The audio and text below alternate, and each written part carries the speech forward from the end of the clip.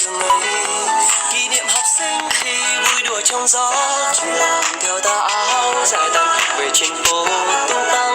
Còn đau áo phai dần trôi cùng với tuổi thơ, ngày xưa hồn nhiên cùng bao ước mơ. Và khi tôi cách xa tháng năm học trò, còn nhớ ngày chia tay ấy buồn. Ngoài sân tuôn rơi hồng trắng kỷ niệm, chợt nhớ về những ngày xưa đã xa. Và hôm nay chúng ta đã quay trở về.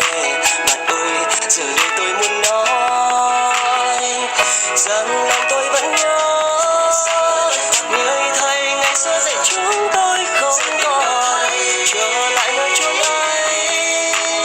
Từng năm tháng chợt hiện trong ký ức, ngày xưa đó mãi mãi bay xa, xa rời ta về nơi phương trời. Cùng ngõ cánh hoa phương rơi ngập đầy nắng vàng, và những chiều mưa ta cùng bước trên đường xưa. Ngày xưa đó mãi mãi bay xa, xa rời ta về nơi chốn ấy. Bao bạn thân khi xưa bên nhau, giờ đây còn lại mình ta trong nỗi nhớ thiết tha.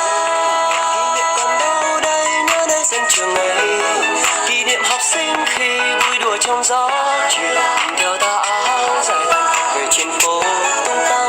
Còn đâu áo phai bao nhiêu yêu thương giấc mơ đã đi xa về nơi trái tim, và còn lại trong ta những tháng năm dài